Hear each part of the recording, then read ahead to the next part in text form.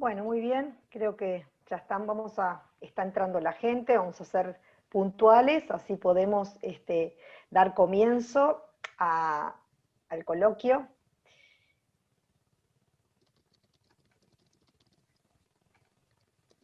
Bien, entonces los saludo y las saludo a todos los que están participando en este momento hoy en el coloquio. Ustedes saben que esto forma parte de un ciclo de coloquios de Observatic. El Observatic es el Observatorio de Tecnologías de la Información y la Comunicación, que está en la Universidad de la República, en Uruguay, en el departamento de vinculado más estrechamente al departamento de Sociología. Y esto forma parte de un ciclo de coloquios que denominamos apropiación digital en tiempos de pandemia. Justamente porque queremos plantear un poco, pensar las TIC en este contexto de pandemia, cómo estábamos, qué está pasando durante la pandemia y qué podemos esperar a futuro, ¿no? En términos de, bueno, de las tecnologías de la información y la comunicación en particular. Como les decía, es organizado por Observatic, pero cuenta con el apoyo del grupo de trabajo del Consejo Latinoamericano de Ciencias Sociales, de CLACSO, el grupo de trabajo del cual participamos, que se denomina Apropiación de Tecnologías Digitales e Interseccionalidades. También cuenta con el apoyo de auspicio de otra red de la cual Observatic forma parte, que es la Red de Investigadores sobre Apropiación de las Tecnologías Digitales, una red latinoamericana, la RIAT, aunque tenemos integrantes de otros continentes también. Y el coloquio de hoy lo denominamos Conectados al Sur, Realidades y Desafíos. Hoy contamos con dos panelistas de lujo, dos invitadas de lujo, que son Ellen Helsper y Susana Finkelevich. Con Santiago Escudero hemos organizado este coloquio con mucho entusiasmo, y les agradezco tanto a Ellen como a Susana haber aceptado esta participación. Como bien sabemos, estamos en tiempos agitados de mucho trabajo virtual, y si bien ambas son, bueno, ampliamente reconocidas, voy a tomarme unos minutitos para, por lo menos, alguna presentación incipiente. Ellen Helsper es profesora de Desigualdades Sociodigitales en el Departamento de Medios y Comunicaciones de la London School of Economics y Political Science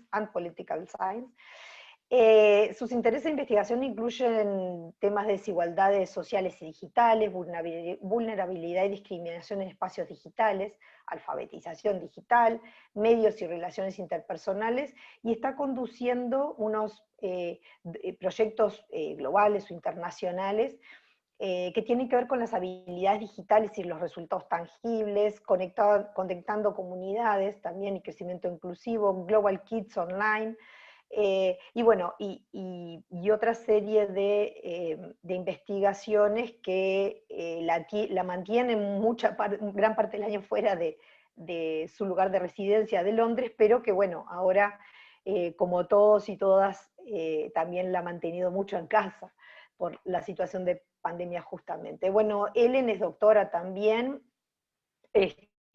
doctorado en medios y comunicaciones en la LSE, y también tiene una maestría en psicología de medios de la Universidad de Utrecht.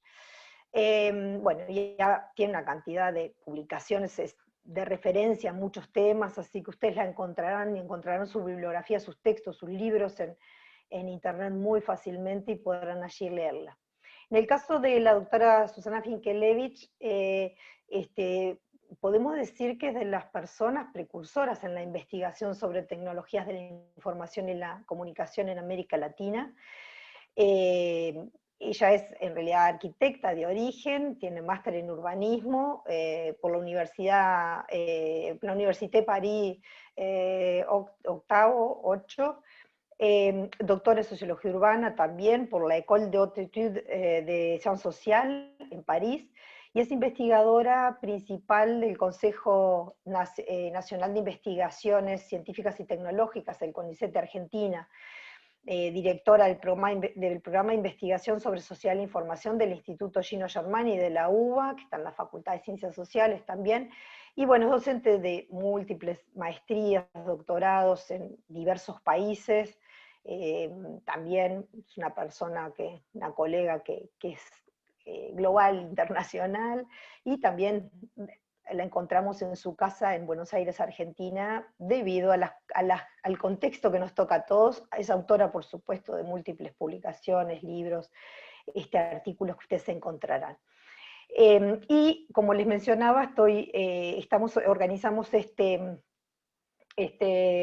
coloquio con Santiago Escuder, que es magíster y que está ahora justamente haciendo su tesis doctoral en temas de desigualdades en Internet, o desigualdades e Internet.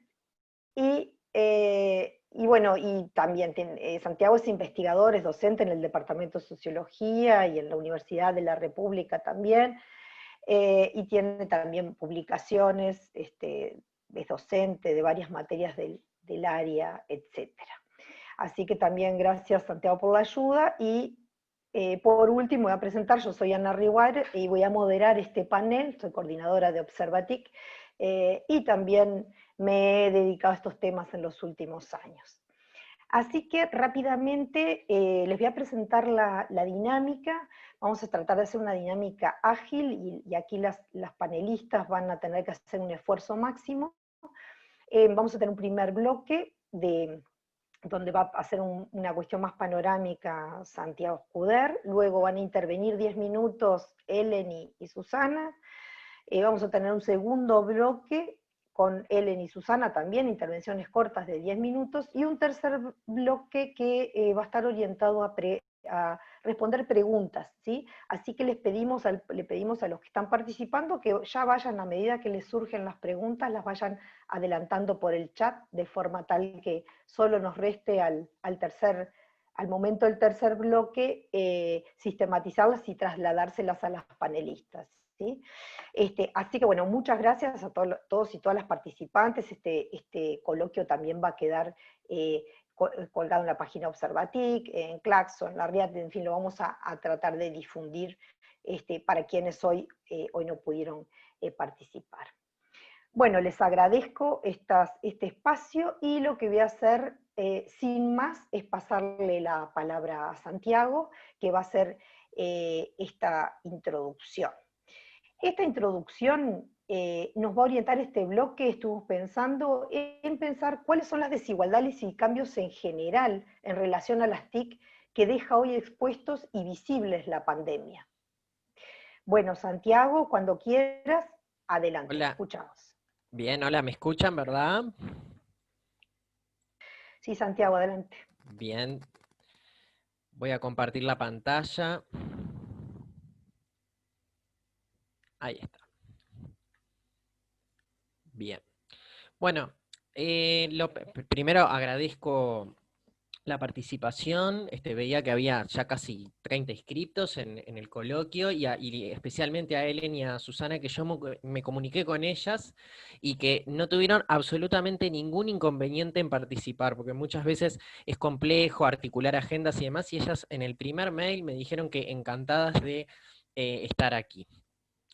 Lo primero que yo quiero mostrar, pero simplemente para reflexionar, como dejarla como idea fuerza, digamos, es esta cuestión de cómo en la sociedad de la información y el conocimiento, las personas en gran parte somos los que nutrimos de información, de contenido, todo lo que es la red, ¿verdad? Si uno se pone a pensar en Uber, como una plataforma de flujo de información, ¿verdad? De una plataforma furtiva, como diría allí un colega, Alejandro Artolopus, no es dueña de los autos. Airbnb no es dueña de los cuartos ni de las viviendas que se alquilan. Spotify no es dueña de la música. Facebook no es dueño del contenido que se produce allí, ¿verdad? Y Wikipedia tampoco es dueño de esos artículos. Lo único que hacen estas plataformas como fuerza de conocimiento es intermediar, ¿verdad? Quiero dejar esa idea para no estar rimbombante con autores que seguramente Susana y Helen van a desarrollar, ¿verdad? Mostrar algunos indicadores de manera contextual. Yo aquí agarré a los países que nos involucran en este coloquio, ¿verdad?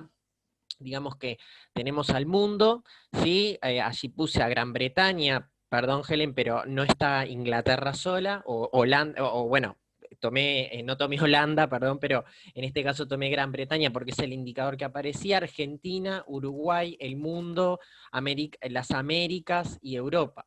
Y vi algunos indicadores de manera contextual muy interesante, ¿verdad? Por ejemplo, cómo determinadas tecnologías han ido feneciendo, ¿no? Como la suscripción a telefonía fija, ¿verdad? Casualmente, la línea, digamos, violeta es Gran Bretaña, es la que más teléfonos fijos tiene y ha ido decreciendo esa proporción, esa tasa, ¿verdad?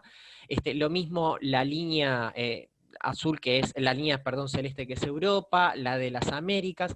Argentina allí ha quedado medio estable y en Uruguay ha crecido justamente por los planes de políticas TIC, ¿no? Vinculados a la universalización de Internet a través de la telefonía fija, ¿no?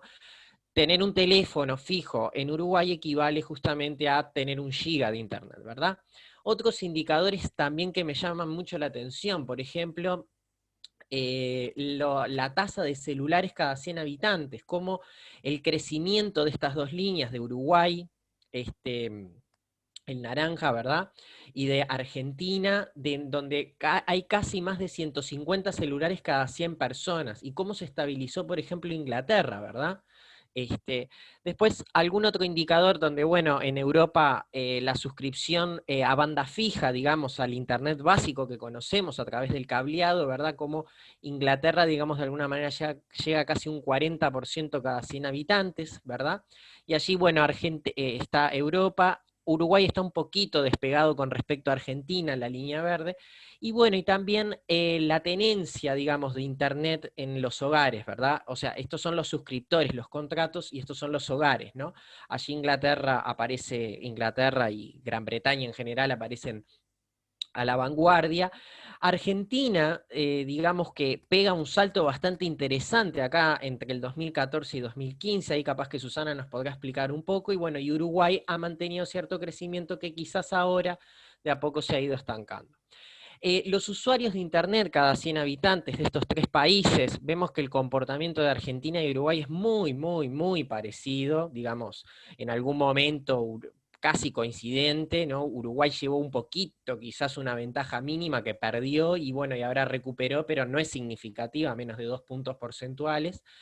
Tener en cuenta que en Argentina son 40, 50 millones de habitantes, ¿verdad? Con respecto a los 3 millones de Uruguay, y bueno, y ahí el Reino Unido de alguna manera con un crecimiento exponencial. Fíjense en el año 2000, por ejemplo, en donde el fenómeno Internet recién, digamos, de alguna manera empezaba, ya Inglaterra tenía más de casi un 30% de sus hogares un 30%, perdón, de habitantes conectados, y de alguna manera, bueno, un crecimiento exponencial enorme que ahora prácticamente como que llega a esa universalización, se estanca, y bueno, habrá que ver qué pasa con estos dos países, con Uruguay y Argentina, si siguen creciendo y alcanzan, o si va a existir un nuevo fenómeno de sociedad de la información que se llama Internet 2.0, 3.0 o 10.0, ¿verdad?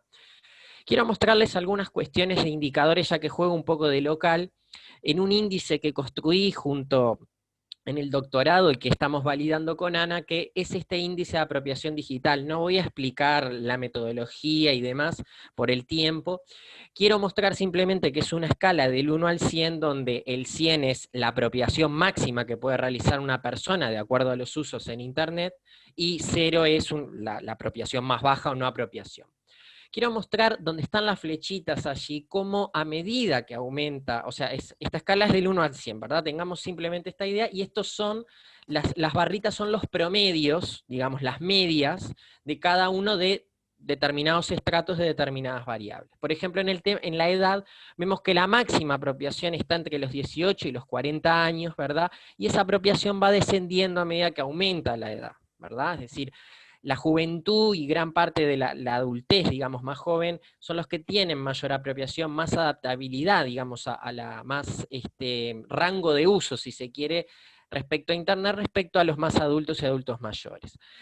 Respecto a lo que es la educación, también las diferencias por educación, vemos justamente que la apropiación, sobre todo en el año 2016, en los que tienen menos de primaria completa, la escuela primaria completa, o no sé cómo le llaman allá, Ellen, pero eso lo podrás corregir, tienen una apropiación bajísima respecto a los que tienen universidad u otro terciario, ¿verdad? Que llega casi al tercil máximo, ¿verdad? Lo mismo con respecto a las habilidades digitales. Estas habilidades digitales son habilidades instrumentales, básicamente, es decir, saber prender una computadora, instalar un programa, adjuntar un archivo, programar, etcétera. Vemos que los que tienen apropiación más alta tecnológicamente tienen habilidades más altas, ¿verdad? Y esto se ha ido radicalizando a lo largo del año 2010, 2013 y 2016. Los tipos de empleo también, las personas que trabajan en puestos de jerarquía, calificados y demás, también tienen una apropiación altísima respecto justamente a los que son trabajadores proletarios no calificados que realizan trabajos manuales. Lo último que quería mostrar, bueno, y también Montevideo interior urbano respecto a lo que es la región, ¿verdad? O sea, en Montevideo, en la capital del Uruguay, se concentra la mayor apropiación respecto al interior. Pero sí quiero mostrar este detalle porque ya venimos trabajando con Ana en esta desigualdad de género que uno percibía en el acceso, ya que en Uruguay al menos localmente no era tal, y uno percibe efectivamente con respecto a este índice de apropiación que la diferencia no es muy alta, son apenas 2 puntos, ¿no? Es decir, uno les puedo adelantar que parte de la tesis es un poco ver que las mujeres en realidad se apropian tan bien como los varones, quizás tengan usos distintos, pero no dejan de ser significativos, ¿verdad? Este es el índice de apropiación digital en Montevideo. Las partes azules son las partes con mayor apropiación digital, las partes verdes, la periferia, con menor apropiación digital. Cuando Susana vino a Montevideo, por ejemplo, que me imagino que habrá venido en barco en algún momento, vino por aquí, ¿verdad? Por lo que es el centro, la capital, ¿verdad? Y Helen, cuando vino en avión, vino por aquí y atravesó todo por aquí, ¿verdad? Es decir, los barrios más céntricos, ¿verdad? O sea, la periferia justamente se muestra que la apropiación digital, de alguna manera, representa también otra dimensión de lo que es la segregación urbana, ¿sí? Por último, quiero mostrar algunas cuestiones con respecto a ese índice, cómo lo podemos ver de acuerdo a los terciles, apropiación alta, media o baja. Si tomamos en cuenta una mujer de más de 60 años, del interior del país, sin educación terciaria, que no tiene acceso a las TIC, una trabajadora manual, es decir, todo aquello que representa, digamos, la desventaja social, la desigualdad social en su máxima expresión, su apropiación, sus posibilidades de apropiación digital alta son de 0,01, prácticamente nulas. Si le damos una tableta, ¿sí? Una tablet de computadora, ¿verdad? Una tablet como la del Plan Iviapita, y conexión desde el hogar, sus posibilidades aumentan pero a 0,02, es decir, el problema del acceso, darle digamos, a una persona tecnología pero sin saberlo usar, no incluye necesariamente, ¿verdad? Si aprende, por ejemplo, una competencia digital, una habilidad digital, como es respaldar información, sus posibilidades aumentan a 0,04. Y si compró una laptop esa persona y pidió ayuda para entrar a internet, es decir, digamos, un experto próximo, como se llama, ¿no? Un hermano, un tío, un nieto, un hijo, etcétera, sus posibilidades aumentan a 0,13. Y se aprende, por ejemplo, otra habilidad, como por ejemplo a instalar un antivirus o a instalar un programa, su posibilidad aumenta a 0,38%. Es decir, muchísimo más, ¿no? El componente educativo, la alfabetización digital incluye mucho más inclusive que el mero acceso TIC. Por último, y quiero cerrar con este gráfico que he mostrado repetidamente en varias clases y que es muy pertinente a la hora de hablar del dilema de las redes sociales, esta nueva película de Netflix, como en realidad algo que nos debería unir, como las redes sociales, en donde podríamos intercambiar nuestras opiniones, en donde podríamos crear nuevo conocimiento y demás, en realidad nos separa más. Este es el seguimiento del hashtag Vivir Sin Miedo, una reforma que se quiso llevar a cabo para los que no son de Uruguay, respecto a la seguridad pública, la militarización de la policía, la cadena perpetua, etcétera, y que no se aprobó en el plebiscito del año pasado. pero uno ve justamente acá cómo en realidad más que discutir, existen compartimentos estancos, ¿verdad? Personas en contra de la reforma y personas a favor de la reforma, ¿no? Este es el senador Larrañaga, que ahora es ministro del Interior, y que justamente lo que hacía era publicitar su reforma, y uno veía que todos estos nodos son los diputados, senadores, militantes de esa ala del Partido Nacional, que lo que hacen es reproducir a las mismas personas de su misma preferencia, ¿verdad? O sea, nos conectamos con iguales, no nos conectamos con personas distintas, ¿verdad? Y aquellos que uno podría decir que son los intermediadores, estos naranjitas y demás, más que intentar arrimar las partes, bueno, intentan conocer más bien la dinámica de algo que no va a cambiar de opinión, ¿verdad? Entonces, bueno, con esto les quería dar un contexto justamente para darle paso a Susana y a Ellen, y bueno, cualquier cosa me pueden escribir a este mail. Muchísimas gracias y dejo por aquí. Gracias, Santiago. Bueno, entonces, adelante, empezamos con Ellen, ¿les parece?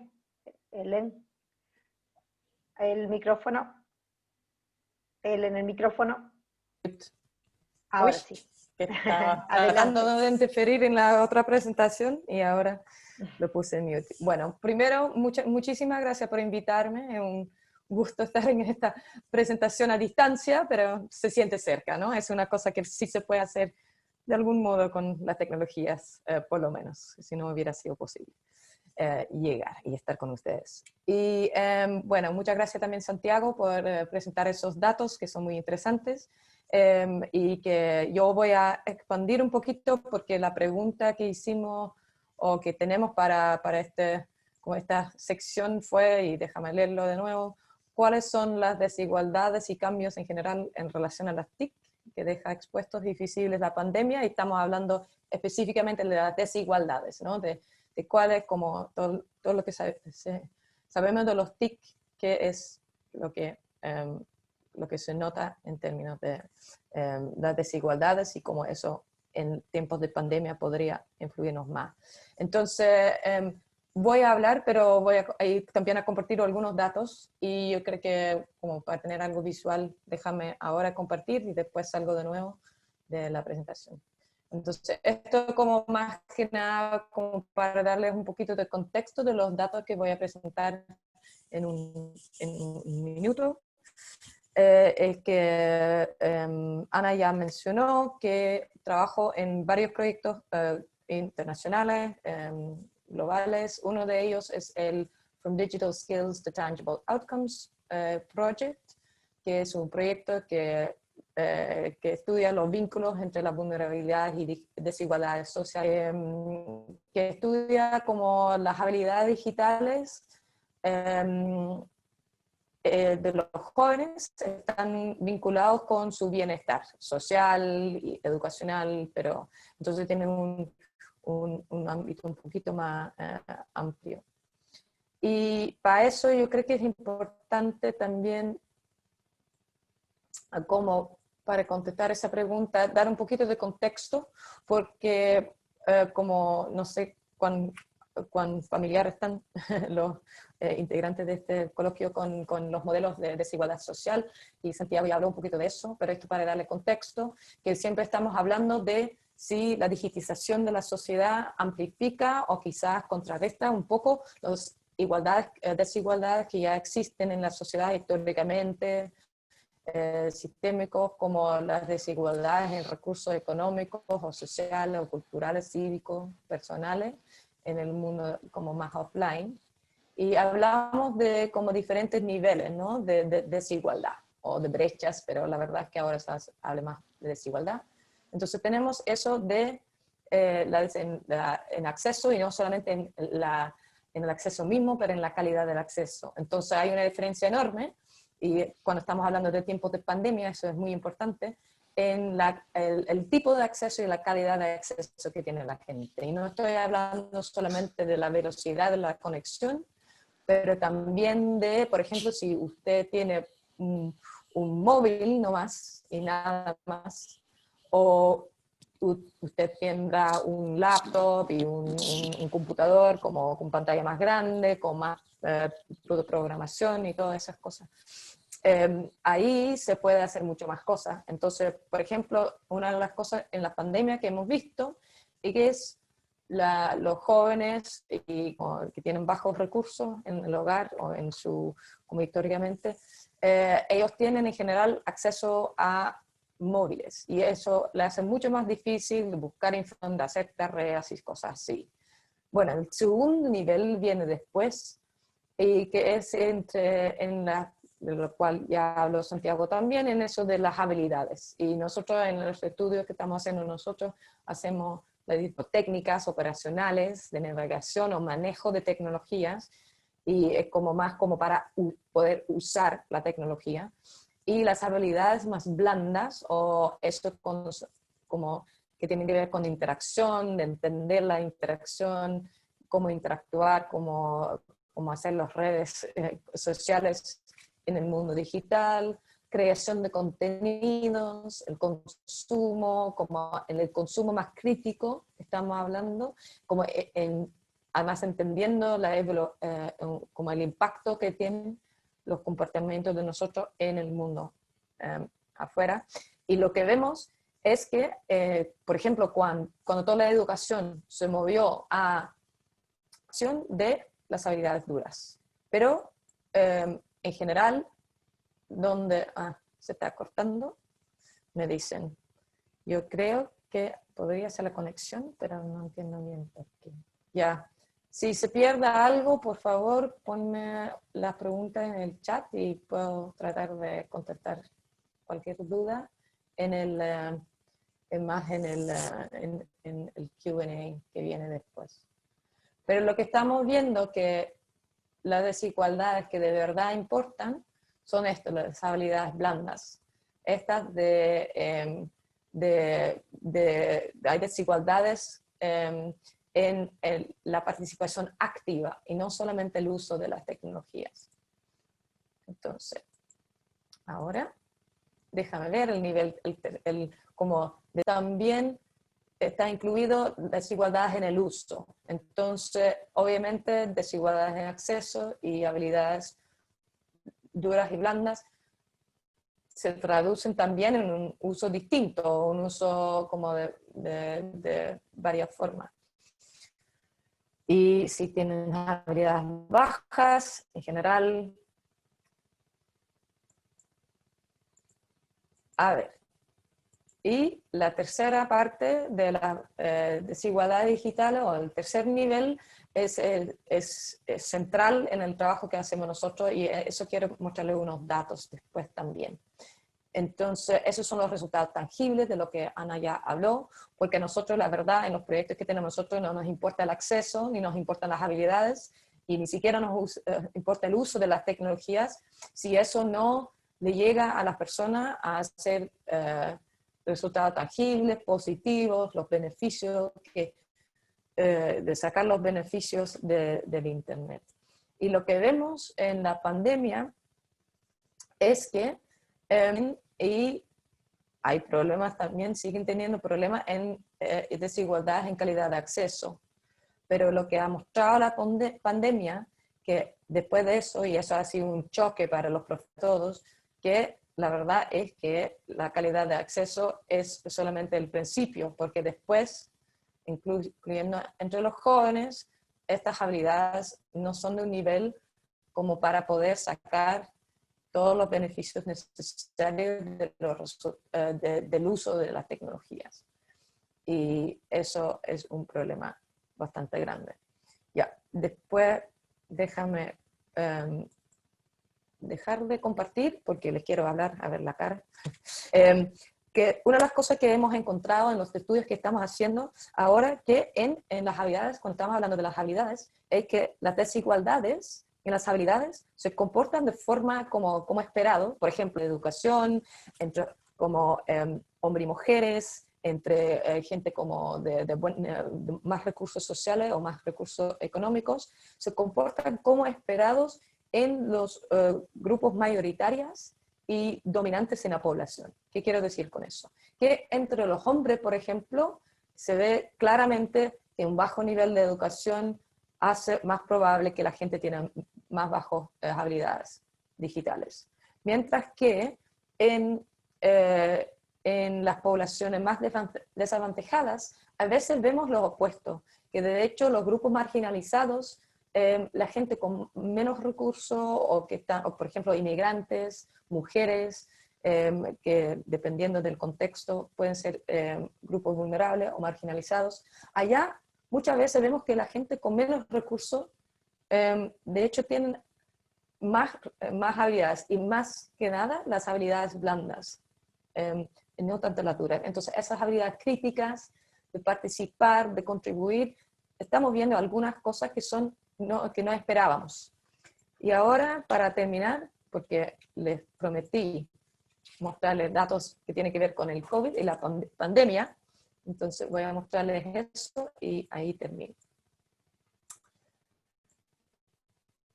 Que el corona no ha sido el gran ecualizador, está claro, porque tenemos esta diferencia en habilidades, pero lo que estamos viendo, y les voy a mostrar, que esto es la diferencia de género en confianza de usar las tecnologías, y si eso era pre-pandemia, que se distribuyen como esperado. El FSM es Free School Meals, entonces la gente, los jóvenes que tienen Free School Meals son los más desavantajados, y vemos que tienen menos confianza, las mujeres tienen menos confianza, pero cuando vemos ahora en tiempos de corona las habilidades también, que es una cosa que ya esperábamos basado en las investigaciones anteriores, es que a veces eso de la confianza no reflexiona o no refleja lo que la gente de verdad puede. Vemos de hecho que las mujeres, si vemos todos los tipos de habilidades, tienen más habilidades. Lo que sí en las mayorías étnicas les falta, aunque tienen nivel de confort, que no tienen recursos o que viven en condiciones de pobreza, la diferencia no es tan grande, aunque sí siguen siendo un poco más desventajados. Y ahora son los datos más recientes que les voy a mostrar de Holanda, un país con una tasa de adopción de Internet casi 99%, muy, muy alto, más alto que Inglaterra, que ahora estamos hablando de la tercera parte, entonces el tercer nivel de desigualdad digital. Y lamentablemente, aunque no vemos tantas desigualdades en habilidades, lo que estamos viendo es las desigualdades ocurren en los resultados obtenidos. Entonces, estos son gente con el mismo nivel de habilidades, el mismo tipo de uso de las tecnologías, pero obtienen resultados distintos.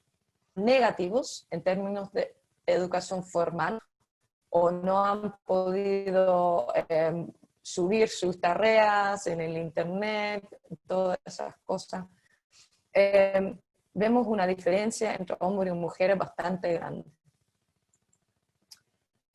Y no hay tanta diferencia en la calidad de los.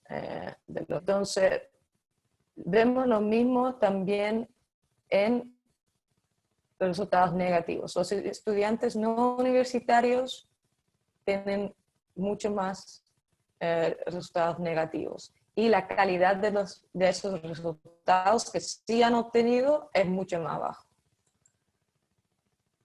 En términos del nivel socioeconómico, vemos una desigualdad de nuevo en los resultados negativos. Y este es el último gráfico que quiero presentar para este bloque, negativos. Ahora estoy viendo los resultados más positivos. Y ahí en el estudio que hemos hecho es el aprendizaje acerca del corona mismo. Entonces, como la información, si podrían encontrar información, si han aprendido algo sobre qué es corona o cómo comportarse, cuáles son las cosas de seguridad. Vemos de nuevo esas desigualdades. Entonces, las mujeres no han sacado tantos resultados como en términos de aprendizaje acerca de corona mismo, la calidad del aprendizaje como personal, como yo he aprendido más habilidad digital y todo eso, allá también vemos esta desigualdad. El nivel, como no hay una diferencia entre los de niveles socioeconómicos más altos y más bajos, que es enorme, y eso tiene una significancia bastante importante para la sociedad, porque son los que ya tienen más recursos socioeconómicos, que están más contentos con la información, que han obtenido una calidad de información más alta, que además han sacado provecho ellos mismos, como personalmente, de más, en estos tiempos de corona, tanto en el mundo personal como aprendizaje y actualización y aprendizaje informal, personal, como en aprendizaje acerca de corona y cómo comportarse. Y con eso les dejo, porque ya tengo acá y yo creo que ahora pasamos a sus... Sí, gracias Helen, muchas gracias, muy ilustrativo. Sigamos, así no ocupamos tiempo hablando, y le paso la palabra entonces a Susana. Hola, ¿qué tal? Muy buenas tardes. ¿Me escuchan bien, verdad? Muchísimas gracias por la invitación. Me gustaría más estar en Montevideo, como tantas otras ocasiones, pero bueno, ya llegará el momento, entrando, como dijo San Puerto.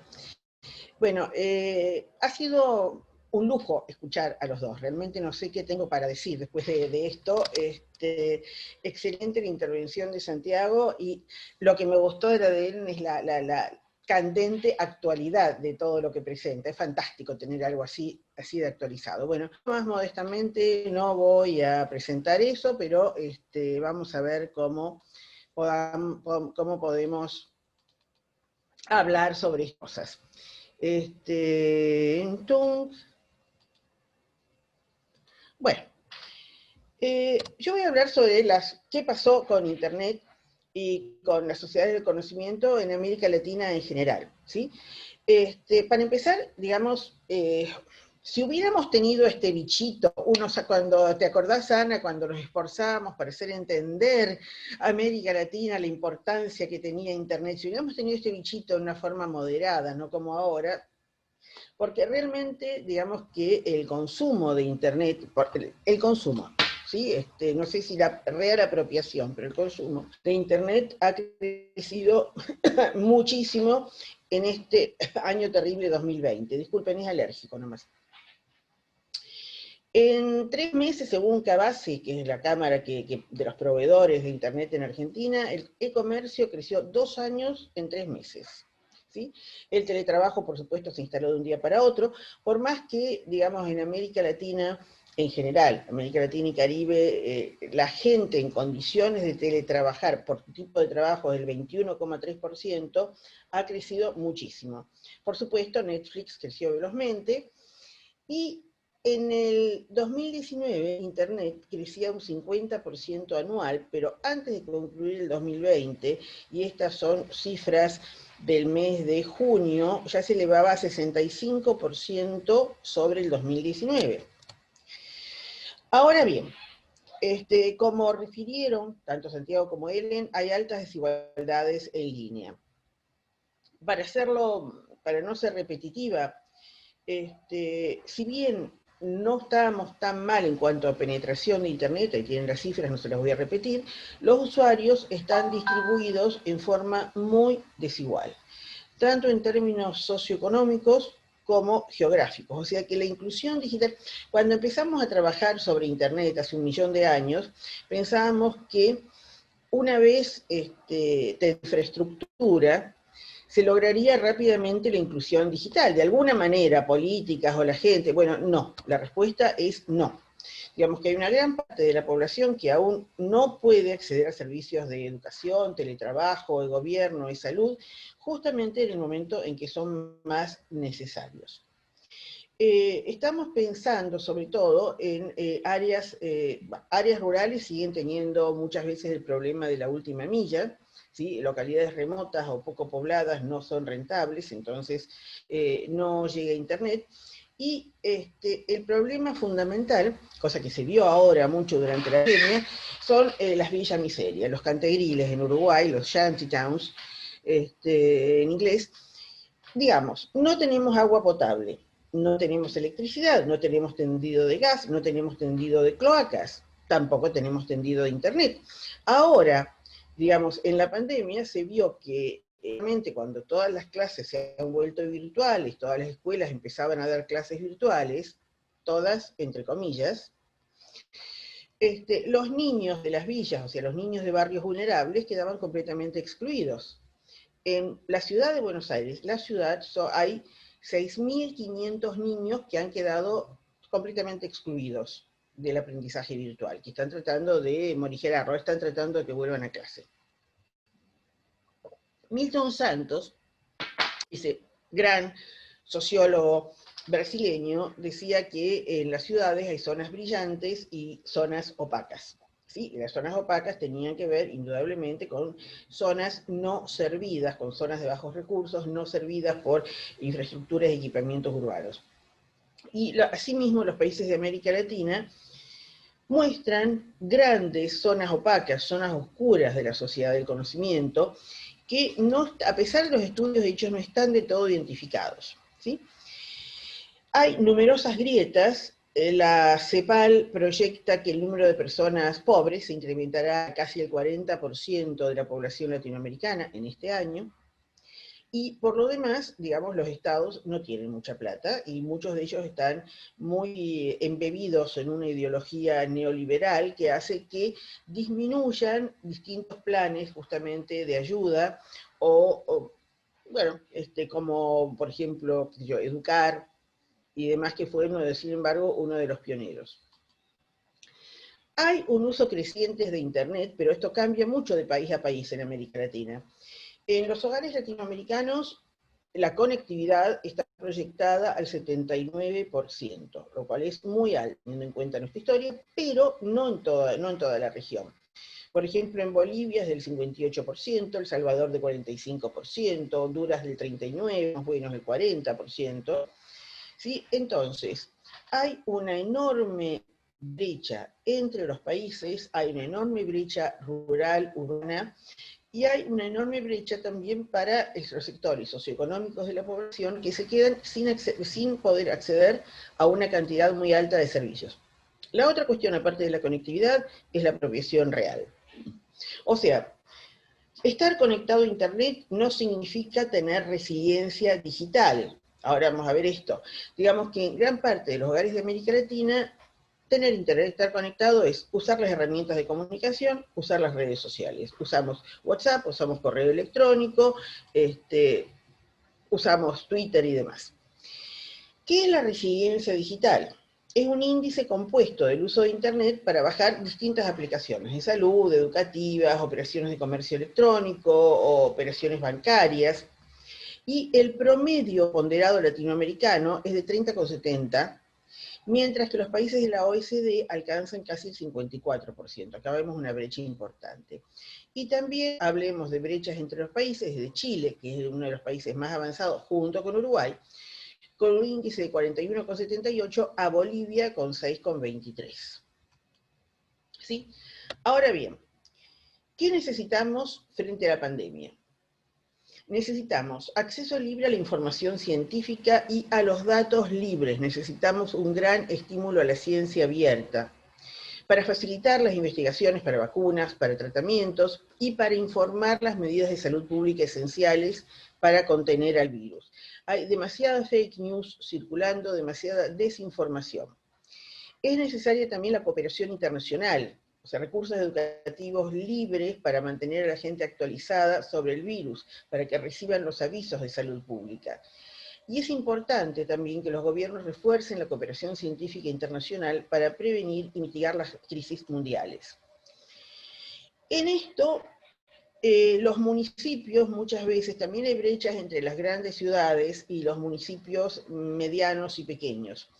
Los gobiernos locales, municipales, muchas veces necesitan el apoyo de los gobiernos nacionales y también los provinciales para capacitar digitalmente a los funcionarios, que no siempre están capacitados en la comunicación de información sanitaria, crear plataformas locales que proporcionen esos recursos digitales a los municipios y a sus habitantes, y también fomentar la producción y adquisición de herramientas digitales apropiadas para el uso de gobiernos y ciudadanos.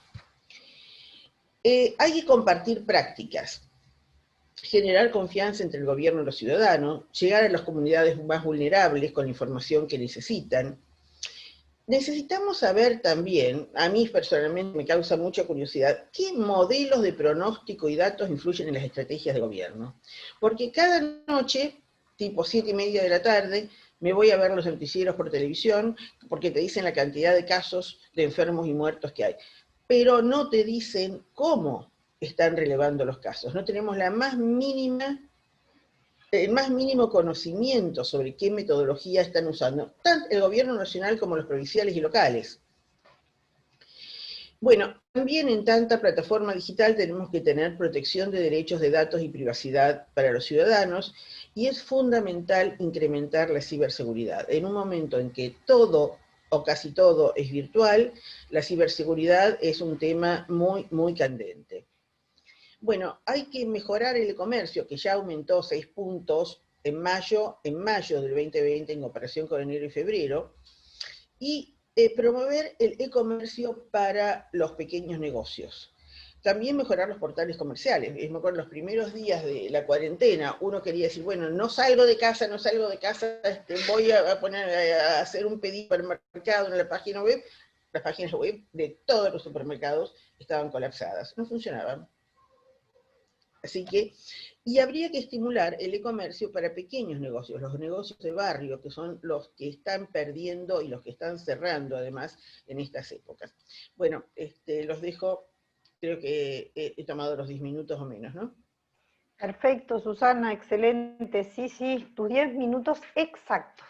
Así que se agradece eso también. Y bueno, creo que además lo que agradezco fuertemente es el contenido de lo que han presentado desde la panorámica de Santiago, que nos ubicó en estas desigualdades de partida. También lo de Ellen, que nos marca un poco aquellos elementos que emergen como novedosos estudiando el uso de TIC en pandemia, cómo de alguna forma se agudizan o refuerzan algunas desigualdades, pero cómo también aparecen fenómenos inesperados que tienen que ver con cómo se apropian las personas.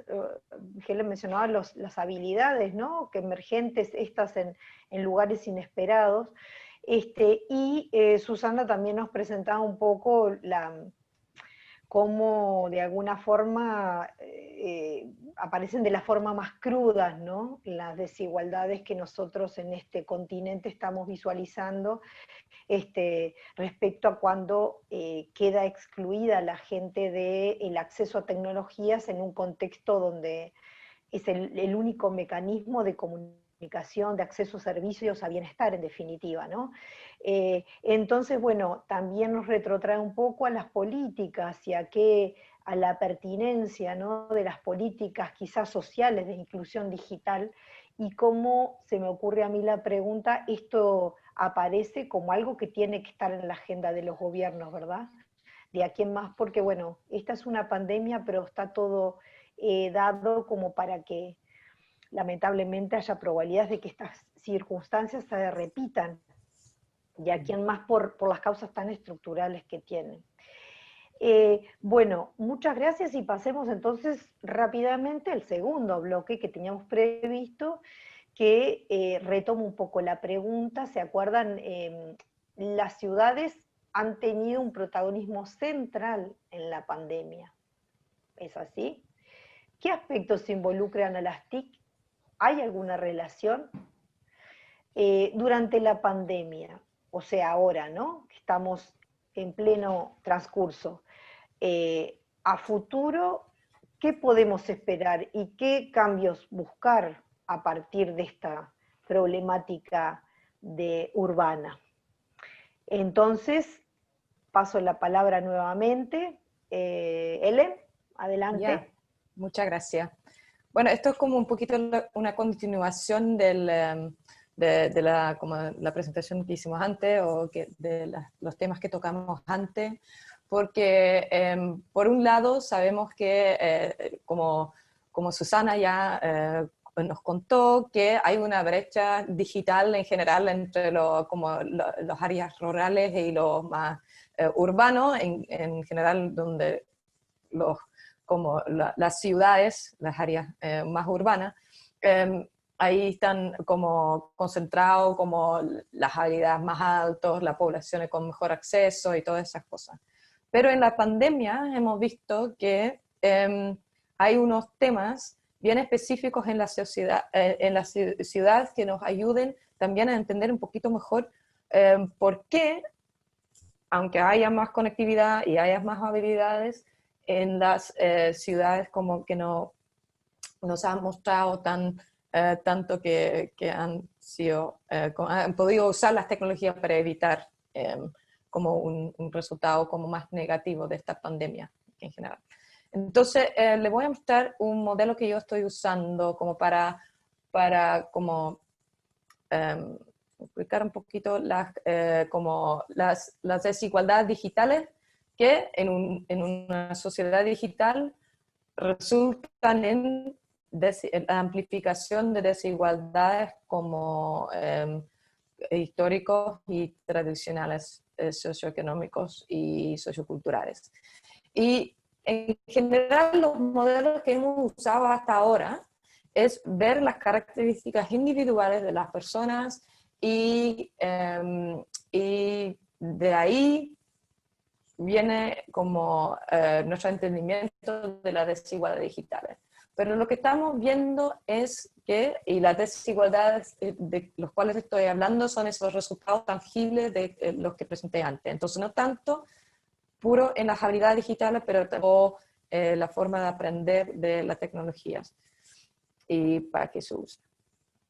Entonces, estamos viendo en nuestro trabajo que esas explicaciones como más individuales no nos están sirviendo, porque como ya les conté, algunos grupos marginalizados de hecho muestran inesperadamente niveles de habilidades mucho más altos y cosas así.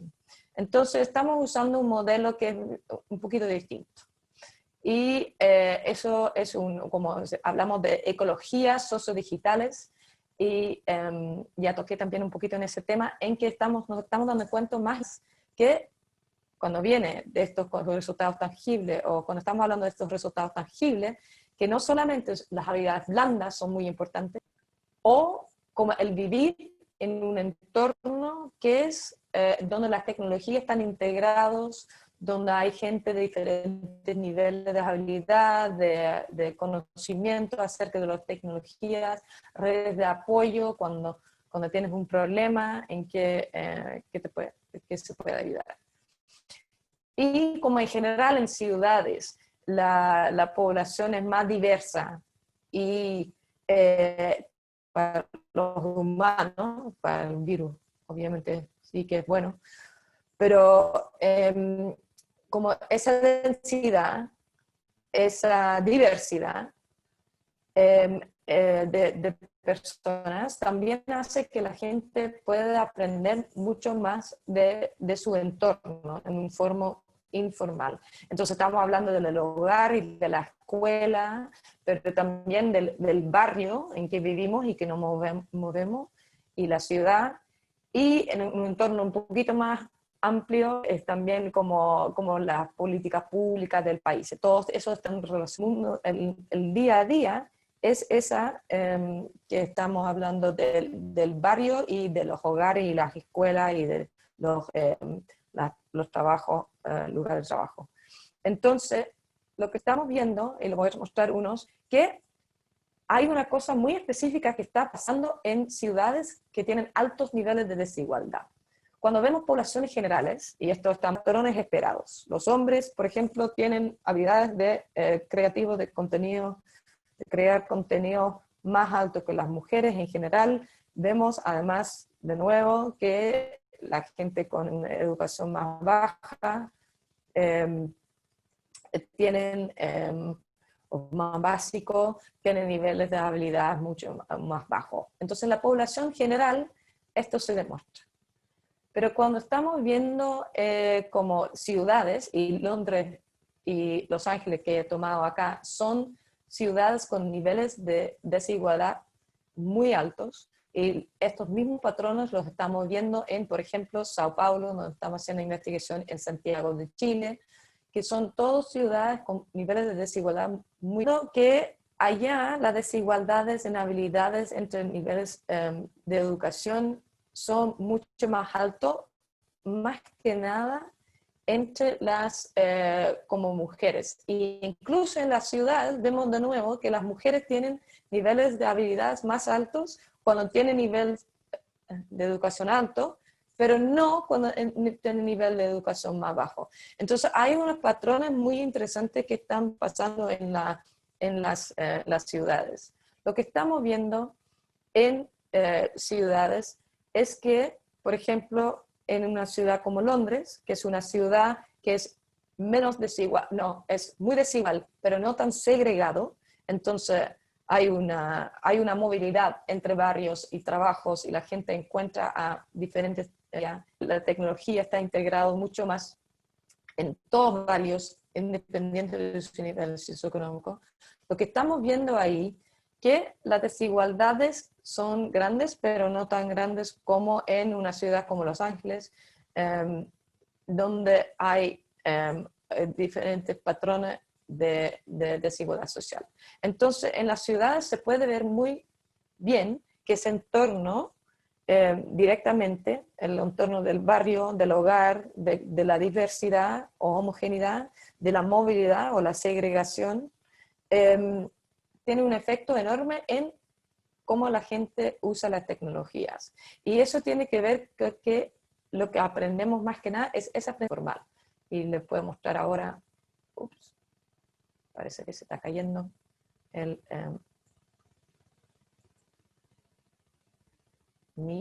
ya, voy a dejar de compartir porque hay un problema con la presentación. Les iba a mostrar también un mapa de Los Ángeles, pero parece que no está funcionando, se la hablaba así. Pero lo que pasa es que en Los Ángeles vemos mucho más que la gente vive en un entorno que es mucho más homógena, no solamente en términos sociodemográficos, pero también en términos del uso de la tecnología, de las habilidades, de sus redes sociales en la vida diaria, y con eso hay un aprendizaje informal mucho más grande. Entonces, que no podemos decir algo como constante entre los, como que esto va a ser el efecto en las ciudades, como de aprender o de vivir con el COVID, porque depende mucho de cómo las ciudades están organizadas. Y las ciudades son como mini cosmos de sociedades más en generales. Entonces se concentran todos los problemas que podemos ver a nivel nacional o mundial entre países, se pueden ver como en las ciudades. Entonces es muy importante entender el contexto local. Y por eso, para terminar esto, que las intervenciones y las políticas públicas tienen que estar ajustados, y lo vemos más y más y más, son más efectivos si entienden muy bien el contexto local. Entonces eso significa no hacer políticas públicas nacionales, se necesita, pero también muy locales. Y eso lo vemos en esta ciudad, más que nada en el ejemplo de los trabajos que hemos tenido. Entonces, olvidé de decirlo, porque, por ejemplo, una persona que viene de como un contexto un poquito más desavantajado sociodemográficamente, si vive en un barrio muy diverso, con gente de diferentes niveles de educación, de diferentes etnicidades, de diferentes niveles socioeconómicos, tiene una posibilidad mucho más alta de adquirir las habilidades y el uso de beneficios tangibles que una persona con las mismas características como individuo que vive en un barrio muy homógeno con gente que tienen bajos niveles de habilidades y cosas así. Entonces, o donde no hay mucha integración de tecnología en los supermercados, en todos los lugares donde pasamos los tiempos. Y con la pandemia, como todos hemos ido a la casa, ese contexto directo, el barrio en que vivimos, el hogar en que vivimos, va a ser mucho más importante para el aprendizaje acerca de los TIC y las habilidades que adquirimos que antes, porque somos menos móviles. Entonces ahí, con eso les dejo.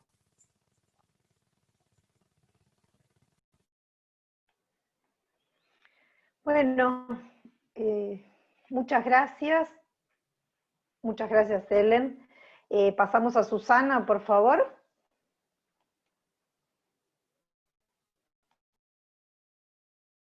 Ahí está. Bueno, a ver, Las ciudades y las enfermedades han estado siempre juntas. O sea, hace aproximadamente 5.500, no, 5.500 no, perdón. Hace, bueno, desde que los hombres, los Homo sapiens, dejaron de ser cazadores y recolectores, se hicieron agricultores, y entonces se volvieron sedentarios y crearon aldeas, empezaron a haber epidemias, ¿sí? Estas enfermedades estaban transmitidas, primero por el contacto estrecho entre personas y animales, entre personas y personas, y también por aguas contaminadas. Entonces, las tentativas de vencer las epidemias han plasmado las ciudades, ¿sí? Algunos de los ejemplos más emblemáticos que tenemos son, bueno, los sistemas sanitarios en los países europeos del siglo XIX, que surgieron como respuesta a los brotes de enfermedades infecciosas, la tuberculosis y demás. La ciudad de Barcelona, donde Ellen va a ir ahora, es además un caso absolutamente icónico. O sea, ¿cómo fue que surgió el ensanche barcelonés? Había habido con la revolución industrial, había habido una enorme migración del campo a la ciudad en busca de empleo, y todos estos migrantes se agruparon en lo que es actualmente el casco antiguo. O sea, en viviendas insalubres, con calles sin luz, sin agua, tirando los desechos a la calle. Crecieron las enfermedades, y tanto el gobierno como los empresarios, y esto es bastante interesante, que los empresarios querían gente saludable para que trabajara con ellos. Entonces, bueno, contrataron al ingeniero Ildefonso Cerdá y se hizo el ensanche de Barcelona, calles anchas, diagonales, luz, edificios que no podían tener más de determinados pisos para que entrara la luz y demás. La fundación de la ciudad de La Plata en Argentina, las avenidas haussmannianas, que no solamente fueron hechas por, digamos, la Mairie de París, por la alcaldía de París para que circularan tanques y reprimieran manifestaciones, sino también para que se generara un ambiente más saludable, y aparte una gran operación de especulación inmobiliaria, pero esa es otra historia que vamos a contar en otro momento. Entonces, ahora, con la cuestión de la pandemia y el consiguiente incremento del teletrabajo, teleeducación, telesalud, han replanteado la cuestión de las ciudades. La gente se dio cuenta repentinamente que, las grandes aglomeraciones no van más. La gente hacinada no va más. Entonces, ¿qué hacemos? Bueno, hay dos maneras que están circulando mucho ahora entre los expertos urbanos del mundo. Una es, obviamente, atacarse a las metrópolis, pero hay otra que habría que, para usar una expresión de Saskia Sassen, es que hay que ver la ciudad más allá de la ciudad. Una tendencia que se está dando tanto en Europa como también en algunas grandes ciudades de América Latina, es una tendencia de clase media, hay que decir, es la migración hacia pueblos, ciudades pequeñas, entornos rurales. Entonces, sería deseable alentar a las ciudades pequeñas a generar programas de atracción de nueva población que pueden enriquecer su economía, su vida cultural, su diversidad. Y aquí la tecnología juega un rol clave porque habilita la continuidad en línea de muchas actividades urbanas. En Argentina hay una ONG que se llama EsBicis, que promueve el repoblamiento rural, y se han multiplicado por 10 las consultas que han hecho familias, en general parejas jóvenes con hijos, para mudarse a pueblos pequeños. Una cosa que sí exigen los nuevos migrantes es, por supuesto, vivienda, pero también disponibilidad de escuelas, centros de salud, comercios, buen servicio, transporte, pero sobre todo, una de las primeras preguntas que hacen, el acceso a una internet eficiente y veloz, ¿sí? Ahora bien, tenemos que tener en cuenta que estos migrantes no siempre dependen de empleos situados en los pueblos de recepción, porque muchos de ellos son profesionales y técnicos que teletrabajan o pueden combinar actividades en línea y presenciales. Y otros llevan consigo microempresas o aún pymes que pueden contribuir a la economía local. Además, y la propuesta es que si pueblos cercanos trabajan conjuntamente para compartir programas de atracción de población, recursos económicos y tecnológicos y servicios, también se multiplican las oportunidades de atraer nueva población, evitar el despoblamiento y dinamizar la calidad de vida local. Se trataría, esto habría que profundizarlo, ¿no? Lo hago como propuesta de investigación futura, se trataría de una red de ciudades cercanas conectadas, abiertas, colaborativas, que a través de la interacción continua, de la acción colectiva, del uso inteligente de tecnologías, buscarían respuestas a nuevas necesidades y oportunidades a partir de los cambios producidos por la crisis mundial, que, como acaba de decir Ana, justamente dudo que sea la última. Bueno, ¿y qué hacer en las grandes ciudades que ya existen? Bueno, la problemática de convertir las ciudades existentes en más saludables y amigables tiene aspectos muy diferentes en Europa que en América Latina. En la mayor parte de los países europeos existe una red más o menos equilibrada de asentamientos urbanos, en los que predominan las ciudades intermedias y pequeñas. En Iberoamérica, en cambio, las metrópolis y las megalópolis crecieron velozmente. Actualmente contamos con 215 metrópolis, de las cuales 6 tienen más de 10 millones de habitantes. Y en este año, el 2020, casi 322 personas viven en las metrópolis de la región. Y en esas metrópolis pululan justamente las zonas oscuras a las que me refería en la primera parte de este coloquio, áreas superpobladas, con insuficiencia o carencia de agua potable, saneamiento, conectividad a internet, que son focos de presentes y futuras pestes. Entonces, hay propuestas que se formulan actualmente. Una es la supermanzana barcelonesa, creo que todo el mundo debe saber la supermanzana barcelonesa, o la ciudad de los 15 minutos propuesta en París. Ambas propuestas tienden a fraccionar las grandes ciudades en barrios supuestamente autocontenidos. Esto es viable en estas dos ciudades, porque los grandes equipamientos colectivos como universidades, hospitales de alta complejidad, equipamientos culturales están distribuidos en la ciudad con un relativo equilibrio.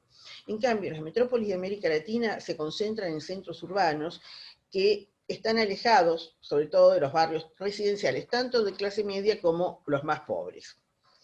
Otro problema importante es el acceso al trabajo en estos barrios, sobre todo en los sectores industriales y de servicios, porque no siempre están presentes en las nuevas fracciones urbanas. Se plantea el problema del planeamiento de transporte público, de modo que no implique contacto estrecho entre los pasajeros, y por otra parte, no todos en nuestras ciudades tienen automóviles propios o quieren pedalear un par de horas hasta los trabajos. Es necesario entonces tener en cuenta los modelos europeos, pero hallar soluciones apropiadas a la realidad latinoamericana. Entonces, tanto la ciudad de los 15 minutos como las supermanzanas plantean una forma de segmentación de barrios, las ciudades en barrios relativamente autosuficientes en la vida cotidiana. Pero, tanto en estos modelos como el de la migración urbana a pueblos pequeños, el condicionante fundamental es el económico. O sea, ¿es posible descentralizar el sistema económico de modo de no concentrarlo en los grandes centros urbanos y en los centros de los centros urbanos? ¿Es posible desconcentrar los centros financieros y productivos? Bueno, acá interviene la tecnología, ya no como panacea, sino para suministrar al menos soluciones parciales. Las autopistas inteligentes, las tecnologías 5G en las carreteras, pueden mejorar la gestión del tránsito vehicular. Los drones facilitarán la entrega de mercadería, ayudarán en emergencias y probablemente también terminen por transportar personas. Los vehículos eléctricos e híbridos contribuirán a mejorar el ambiente urbano y también un número creciente de ciudadanos teletrabajan y disminuyen los viajes intra e interurbanos. Las soluciones tecnológicas se multiplican entonces a pesar o quizás a causa de la crisis mundial. Muchas gracias.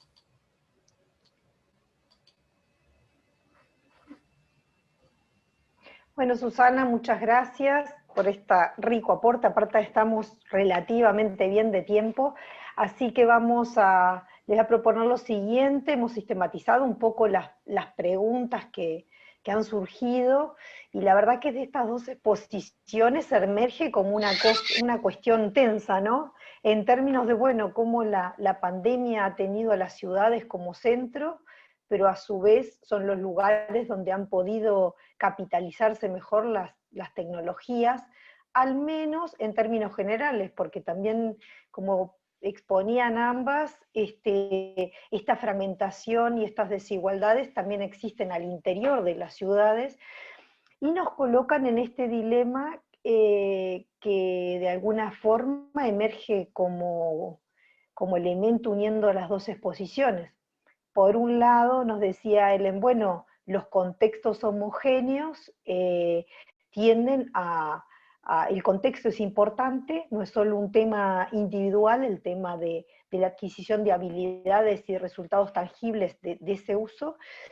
Y por otro lado, Susana nos decía, bueno, las ciudades son insostenibles y se está planteando cómo se reduce este escenario de futuras pandemias y de contagios acelerados y problemáticos para la vida social y para todo, ¿no? Como estamos viendo ahora. ¿Qué quiero decir? Bueno, ¿cuáles son? Acá tenemos dilemas de políticas, porque si descentralizamos, ¿qué vamos a descentralizar en nuevos grupos homogeneizantes o, no sé, voy a usar una palabra fuerte, en guetos urbanos, ¿no? Aunque descentralizados. Entonces, acá tenemos un gran dilema, así que les agradezco a las dos por dejarnos este tema en la cabeza. Ya tendrán unos minutos también ustedes para complementarnos o avanzar en pensar mejor y esto, ¿no? O nuevas preguntas y nuevos dilemas. Yo le voy a dar la palabra a Ramiro, que es del equipo también de Observatic. Ramiro, que ha estado sistematizando las preguntas. Adelante. Así compartimos, y muchas gracias al público por preguntar, obviamente. Muchísimas gracias, Ana. Buenas tardes a todos y a todas. La primera pregunta se la voy mandando por privado a Ellen, pero doy lectura, así le queda también, lo puede ir leyendo. Está dirigida. Nirvardo preguntaba, el hecho de que las personas, específicamente como personas migrantes, o que presentan otras interseccionalidades, tengan más desarrolladas las habilidades blandas, ¿puede deberse a la politización de sí mismos, de su condición cualquiera que ésta sea? Sí, bien, muchas gracias por la pregunta. Sí, de hecho, una de estas cosas lo voy hablando también en un libro que viene ahora en enero, se va a publicar en 2021, que se llama el Digital Disconnect, en que hablo mucho más de este tipo de interseccionalidades y de cómo las cosas inesperadas que vemos a veces con esas habilidades. Y por ejemplo, un país, no solamente dentro de las personas, pero también vemos resultados como inesperados entre países e incluso entre ciudades. Entonces, por ejemplo, un ejemplo de cómo confirme un poco la propuesta de la pregunta, es que, por ejemplo, en un país como Holanda, las habilidades críticas acerca de información, de saber qué información, en qué confiar, de saber cómo distinguir como la desinformación y de la información como verdadera y cosas así, es mucho más bajo que, por ejemplo, en muchos países latinoamericanos. Y eso tiene que ver justo con lo que, con lo que esa pregunta implica, en que en muchos países latinoamericanos han crecido con una desconfianza en las instituciones y quizás tampoco también en las instituciones políticas, pero también un poquito en las noticias y información que está circulando. Entonces, lo que vemos es, por un parte, es eso, es como un entrenamiento, y por eso también ese aprendizaje informal de que estamos hablando, de las habilidades digitales, es tan importante, porque este aprendizaje no es porque alguien le dio una clase de cómo, de habilidades blandas críticas de digital, de información digital o de la red, es una cosa que han aprendido por su vida y por las experiencias que han tenido, ¿no? Tanto en la vida como offline como en el mundo digital. Y muchos de esos grupos también han experimentado mucho más de esos resultados negativos que son, aunque tienen esas habilidades, pero como tienen experiencia de resultados negativos en términos de discriminación, de sexismo, de racismo, cosas así. Entonces, están más entrenados en reconocer cosas problemáticas, pero también en los beneficios de poder poner su propia voz en la red. Entonces, eso sí.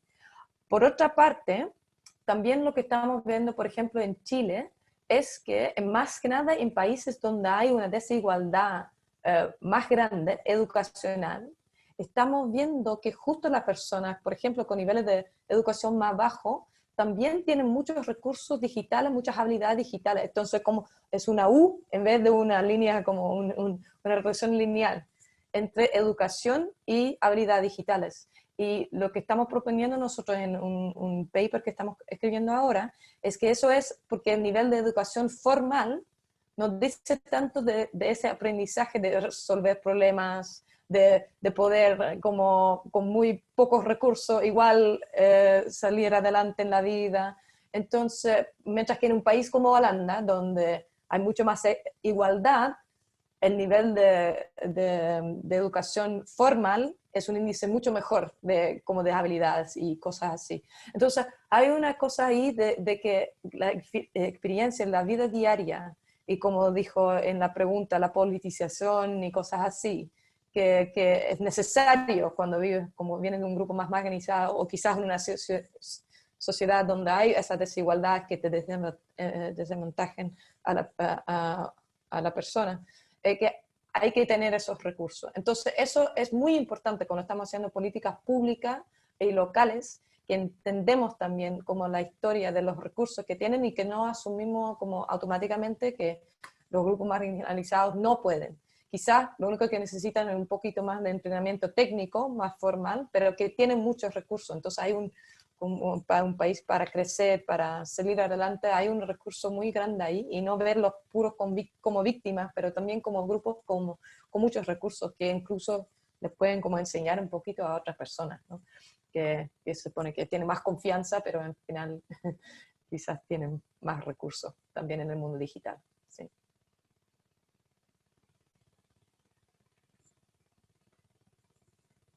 Ramiro, ¿hay más preguntas?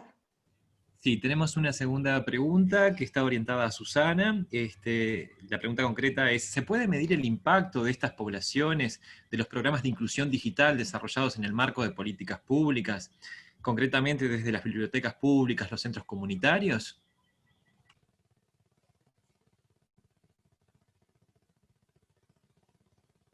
La respuesta es sí, sí se puede medir. Todo se puede medir mediante el estudio adecuado, pero actualmente, digamos que la cuestión del aprendizaje de habilidades digitales en bibliotecas públicas y centros comunitarios fue algo que estuvo muy presente en los primeros años de este milenio. Después se fue disolviendo porque la gente fue adquiriendo conectividad en sus casas y la mayor parte dejando de asistir a los centros comunitarios para esto. Creo que en este momento los que más pueden influenciar son los programas estatales, como por ejemplo, bueno, el Ceibal, el plan Ceibal en Uruguay fue el plan absolutamente pionero en esto, porque no solamente digamos, ha servido para educar a estudiantes y docentes, ha tenido profundos impactos en las comunidades de estos estudiantes, ¿sí? El plan educ.ar en Argentina, que se suspendió durante el gobierno anterior, pero que se retomó ahora, es un plan que también contribuye muchísimo a la e-inclusión y al desarrollo de habilidades digitales. Pero también tenemos que tener en cuenta aquí, bueno, una cuestión es la cuestión de género, ¿no? Cómo estas habilidades digitales se manifiestan de modo distinto en niñas y niños, porque la gente espera, porque tanto padres como maestros esperan que se manifieste en modo diferente, de modo que se produce acá como una profecía autocumplida. Y creo que eso es algo a lo que tenemos que prestar muchísima atención. Luego también justamente la carencia de habilidades digitales en niños de clases desfavorecidas, que digamos solamente que saben usar los celulares, pero a ver, ¿para qué usan los celulares? Hay cantidad de niños en clases medias y altas también que llegan a la escuela y los maestros están desesperados, porque los chicos manejan Facebook, Twitter, TikTok, todo esto, pero no saben hacer una página de Word. Entonces tenemos que ver qué tipo de habilidades queremos que desarrollen. Porque, digamos, sí, espontáneamente se desarrollan, pero solamente van en el sentido, vuelvo a decir, en el sentido del consumo, no en el sentido de la apropiación de tecnología. Lo que decía Michael Goodstein, el uso con sentido de la tecnología, con sentido era para el beneficio del individuo y de su comunidad. Pero así todo es medible. Bueno, muy bien. ya estamos medio sobre el fin. A mí tenemos algunas preguntas más, pero a mí me gustaría guardarles un minutito más para que ustedes, tanto Susana como Ellen, tengan unos breves minutos para cerrar su presentación, para complementar con algo que se hayan quedado con ganas de decir o que les parezca que puede ser como un buen aporte respecto del cierre, y pensando un poco en capaz que retomando un poco y mirando un poco el futuro, de repente los dilemas y exigencias que se vienen, no en plan bola de cristal, sino sí en plan pregunta o desafíos que vienen, ¿sí? No estamos muy entrenadas para las bolas de cristal. Capaz que podemos hacer algún posgrado, me parece que eso va a rendir mucho, pero no sería por ahora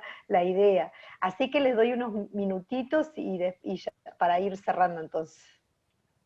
Adelante. ¿Quieren empezar al revés? Susana, ¿querés ahí empezar Bueno, vos?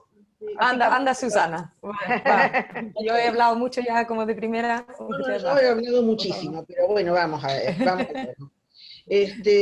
Mira, cuando empezó esto, todo el mundo, cantidad de gente decía con aire santo, de esta pandemia vamos a salir mucho mejores como seres humanos. Yo preguntaba, ¿por qué? ¿Por qué vamos a salir mejores? O sea, cada vez que hubo una catástrofe, cada vez que hubo una guerra mundial, por ejemplo, la posguerra fue terrible. El franquismo de los 40 años de la posguerra civil en la España de Franco fue espantoso, ¿sí? Cuando pensamos todo lo que nos relata el cine, la historia, mercado negro, prostitución, pobreza acentuada, yo creo que la pospandemia, si no tomamos las medidas necesarias, justamente hay pobreza acentuada, la hay ya, ¿sí? Hay una cantidad de futuros que están quebrados. Entonces, me parece que cuando enfoquemos propuestas destinadas a mejorar este futuro, tenemos que partir de una realidad que no es rosada, que está muy lejos de ser rosada. Y en mi caso, bueno, me preocupan particularmente los problemas urbanos y el uso de la tecnología, justamente como para ayudar a resolverlos. Entonces tenemos que pensar tecnología, por ejemplo, se hace urgente tecnología aplicada a la transparencia, ¿sí? A la transparencia de los gobiernos, a la transparencia de las empresas y las interacciones empresas-gobiernos, incluido en la salud pública. Se hace importante toda la tecnología de cómo controlamos los ciudadanos todos los datos que estamos produciendo a cada vez mayor velocidad y en mayor masa y que se están acumulando y utilizando, ¿sí? Como se mencionó justamente en la película El dilema de las redes sociales, lo pone en evidencia, pero es algo que, a ver, cuando apareció la película ya lo sabíamos en realidad, estaban diciendo cosas que ya sabíamos, lo que pasa es que está puesto mucho, de una forma muy sistemática. Creo que hay que ver justamente cómo mejorar el trabajo y cómo pueden las tecnologías mejorar el trabajo.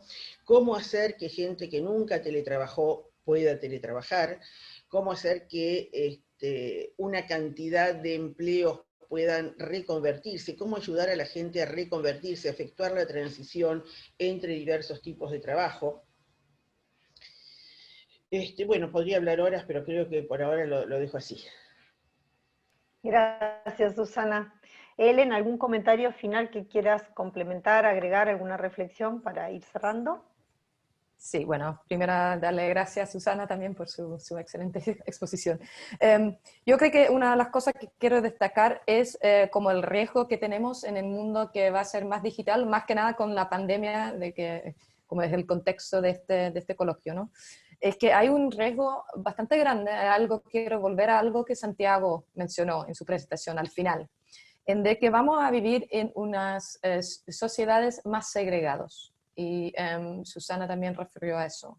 Tanto porque van a ser, como que hablamos de ciudades, donde la gente que está saliendo son cierto tipo de gente, que tiene familias jóvenes, con recursos, y van a dejar una ciudad que la ciudad, por su diversidad, por su movilidad, por los encuentros y el aprendizaje informal de que habla, eran cunas de innovación. Porque no era porque también tienen como instituciones educacionales, pero también por ese encuentro de día a día con una diversidad de personas, de conocimientos, de comportamientos acerca de los TIC.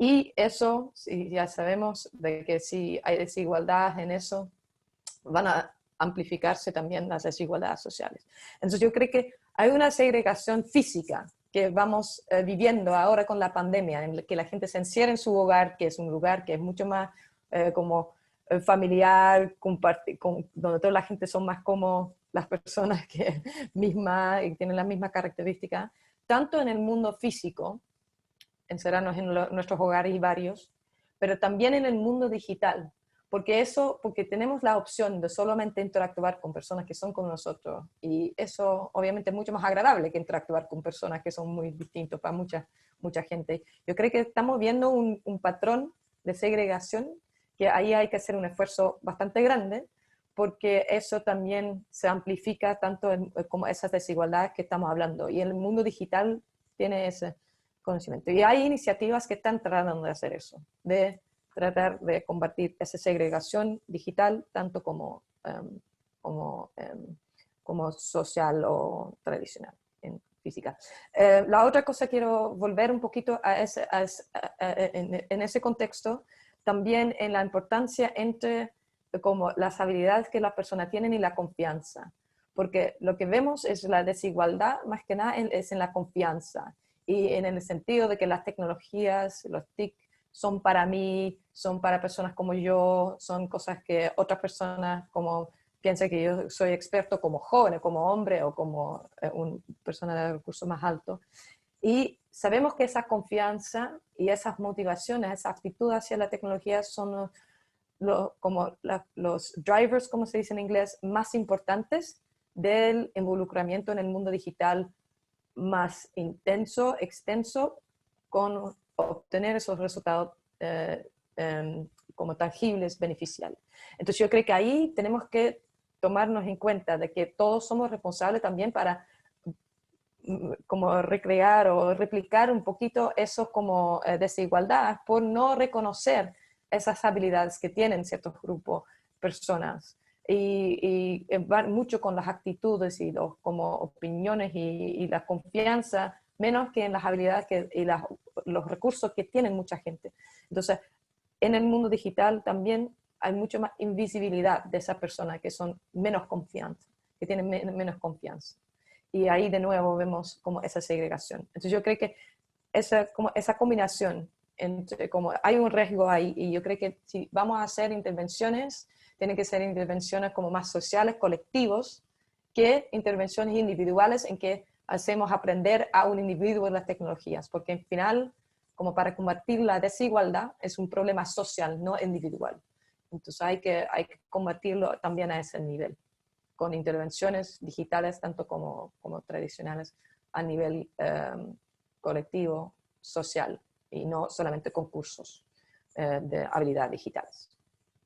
Ahí dejo, con eso le dejo. Bueno, excelente. Muchísimas gracias a las dos. La verdad que quedamos pensando bastante, tanto con el planteo de Susana, ¿no? Esta reflexión final que nos trae Susana, de bueno, todo lo que implica, porque las ciudades en realidad son como núcleos característicos de los últimos siglos de convivencia humana, ¿no? Y han ido increyendo, y cómo desarmamos eso desde el punto de vista económico, socioeconómico, social, como veíamos recién, o sea, desarmamos las ciudades para generar, reforzar patrones de desigualdad, o sea, reforzar la fragmentación social y la segregación residencial que ya tenemos hoy constituida. Bueno, ahí tenemos un enorme desafío que vincula un poco a lo que nos comentaba Elena ahora, que es el tema de, bueno, también cómo esta incorporación de Internet, esta reducción de desigualdades digitales pasa por salirnos un poco del patrón de pensar, individualizar estas cuestiones, sino ver el contexto, lo social, y también creo que la cooperación, ¿no? O sea, cómo construimos de alguna forma colectivamente y en forma de integración social, o sea, no puramente entre iguales, aunque reconociendo, por ejemplo, saberes y habilidades y conocimientos que se van gestando en las comunidades de otra forma y que a veces nos sorprenden porque pensamos que son comunidades aisladas y sin embargo se nutren de otros conocimientos, otros estímulos, otras motivaciones que a veces hacen que avancen. Y bueno, y creo que a nosotros podemos hacer, si buscamos mirar desde otro lugar, podemos hacer investigaciones, relevamientos, sistematizaciones, construyendo nuevos lentes que permitan encontrar esas nuevas, esos nuevos elementos que capaz que son como alguna lucecita en el medio de este panorama que también se nos hace un poco sombrío, ¿verdad? Y que es muy importante que las ciencias sociales contribuyamos a dar también esperanza a la humanidad en algún sentido. Pero bueno, para nosotros eso es un desafío teórico, epistemológico, metodológico muy grande, pero creo que hay que recoger ese guante y hacerlo. Me parece que sobre todo además los que estamos en universidades públicas, también y en países como los latinoamericanos es un compromiso ético también. Así que les agradezco enormemente, espero que nos estemos cruzando por algún otro lugar, y voy a aprovechar y las invito a ustedes, pero también invito a todos y todas las participantes, a quienes agradezco también, que el martes que viene, también los martes estamos haciendo los coloquios, y vamos a tratar uno de estos temas justamente que se mencionaban, el tema de la educación. Tenemos el coloquio que se llama Currículo Escolar, Prácticas Digitales de las Juventudes, un desafío institucional. Entonces, creo que va a ser, en este próximo coloquio, creo que vamos a tener algún puente con la reflexión de hoy. Así que muchas gracias, suerte a las dos, esperemos que nos encontremos físicamente en algún momento nuevamente, y si no, sí, siempre tenemos este camino. Gracias a todos las participantes, a Santiago también por la exposición, y a todos, María Julia y Ramiro de Observatic, María Julia y Morales y Ramiro Liesegan, que estuvieron coordinando como un buen equipo acá que somos, todas las preguntas y todo lo demás. ¿Sí? Bueno, un abrazo, y saludos a todos y a cuidarse también.